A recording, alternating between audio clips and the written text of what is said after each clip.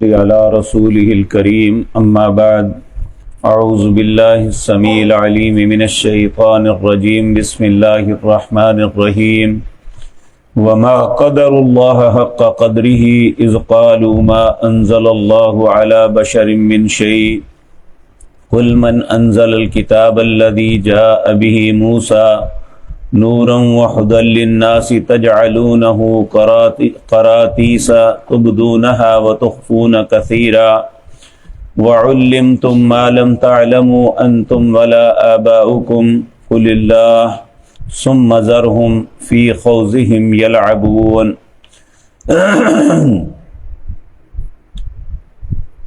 حضرات محترم، آج اپنے سبق کا آغاز سورۃ الانعام اس کی آیت نمبر 91 سے کرتے ہیں۔ یہ آیت اللہ رب العزت نے یہود کے متعلق اتاری۔ گزشتہ آیات میں مشرکین مکہ ان کے شرک کے عقائد کے رد کے متعلق اللہ نے بے شمار دلائل دیے۔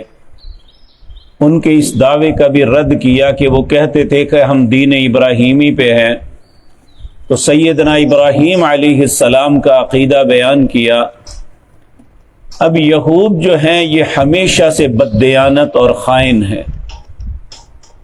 انہوں نے اس وقت بھی یہ بات کہی کہ اللہ رب العزت نے کسی انسان پہ کبھی کوئی کتاب نہیں اتاری،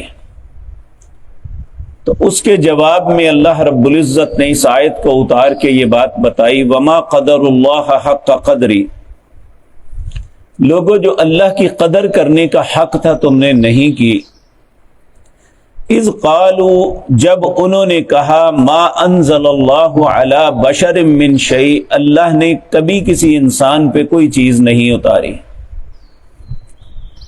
تو اللہ نے اپنے حبیب کریم صلی اللہ علیہ وسلم کو فرمایا، قل آپ فرما دیجئے من انزل الکتاب الذی جاء بہ موسیٰ، پھر اس کتاب کے متعلق تمہارا کیا خیال ہے جو اللہ نے موسیٰ علیہ السلام پر نازل کی؟ یعنی موسیٰ علیہ السلام کوئی انسان نہیں تھے؟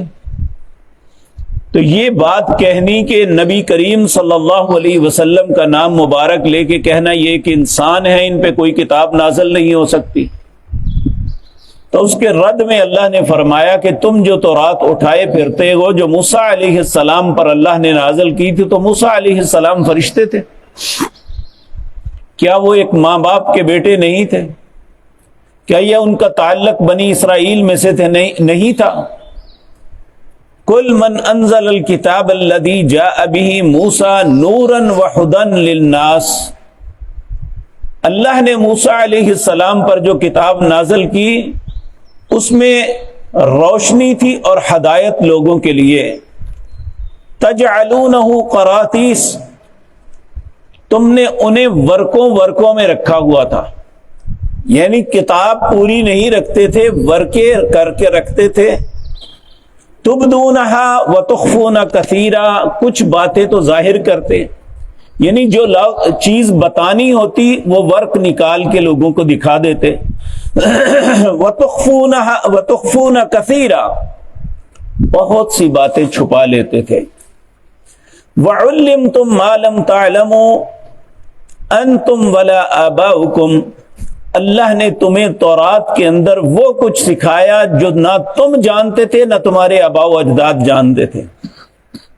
قل اللہ، کہہ دے کہ اللہ ہی نے یہ کتاب تورات اتاری تھی اور اللہ ہی نے محمد الرسول اللہ پہ قرآن نازل کیا ہے۔ ثم ذرہم فی خوضہم یلعبون، اللہ فرماتے ہیں انہیں ان کے حالات پہ چھوڑ دو، یہ جو کھلواڑ کر رہے ہیں۔ تو یہ بات یاد رکھے